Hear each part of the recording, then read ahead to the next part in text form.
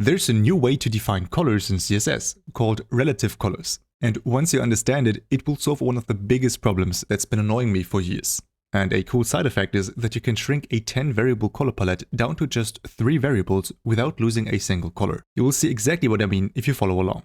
My name is Fabian and this is Coding to Go, the channel where you learn the most relevant coding concepts in just a few minutes. You're probably already storing your colors in custom properties. And that's perfect. Variables are powerful because you can just change one variable in the root and all the other elements where this variable was used will change accordingly. This is of course super handy for dark modes where you toggle a class that overrides your variables. But if your project is more than just a landing page, you will soon find yourself adding helper variables like accent light, accent dark, and accent overlay and so on, because many designs simply require many versions and shades of your accent color. I've done this too, and it gets messy fast, especially if you want to change your accent color, because then you will have to manually change all the different versions of it too. It would be a lot better if you could just create these different versions relative to your accent color, so that when you change the accent color, all the different shades and versions of it change accordingly. And yes, there have been many workarounds for this. For example, splitting up your RGB or HSL values into many variables. And the moment you want to change the opacity of your accent color, for example, you would have to call all 3 variables only to adjust the alpha value.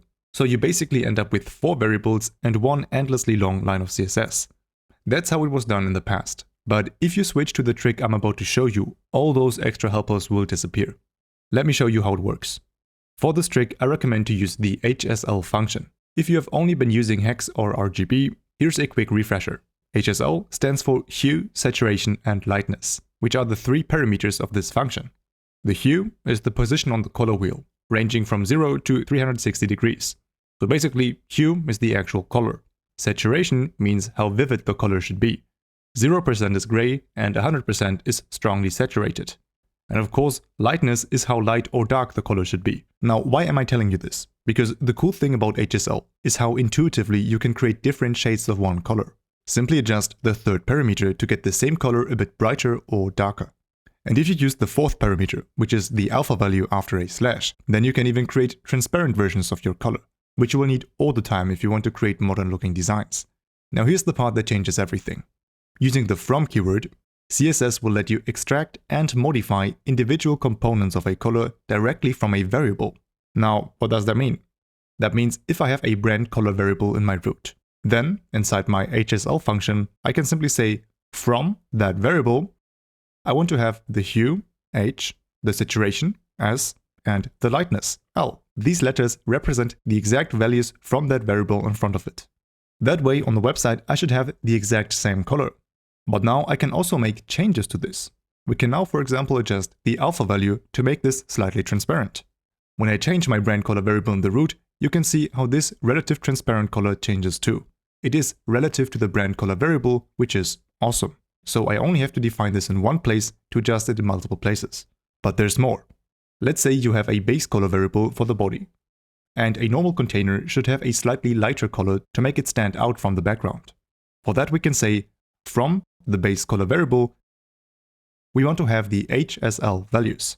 And then simply perform a calculation on the L part, which is the lightness. Let's use the calc function to calculate. L plus 10, for example. On the website, you can see how this will cause a slightly brighter version of the base color. That is because it is taking the lightness value from the base color variable and simply adds 10 to it. This is perfect for large surface areas like containers and menus. And of course, now you only need to change the base color variable to automatically have the relative version of that new color on the container. So if my base color is now green, you will see how a lighter shade of green is now created. And if you want a darker version of the same color, simply subtract from the lightness value. That way, you now only need one base color variable to get all your common variables like primary color, secondary color, and so on, as these are usually only different shades of your base color variable. Now technically, you don't need them anymore, as you can base these shades on the base color variable. But if you use them very often, it does make sense to have them in a variable. But instead of hard-coding them, you can use the same trick right here in the variable initialization. So we are still basing all the different shades on the base color, but now we also have them in variables for easy access. This simplification of your color palette would also come in handy if you want the user to set up their own theme, which is a very common feature for a dashboard or productivity application. You can simply let the user decide which base color or brand color he wants. and then the entire website will adjust perfectly, as all the other shades are created relatively to these fundamental variables. Isn't that awesome? Let me know in the comments if I should make a follow-up video on this, explaining how these ultra-flexible themes are done in JavaScript. And if you are a beginner wanting to learn CSS or JavaScript from the very beginning, then you can always get my complete courses on that linked in the description. My name is Fabian, and this was Coding to Go. I will see you in the next video.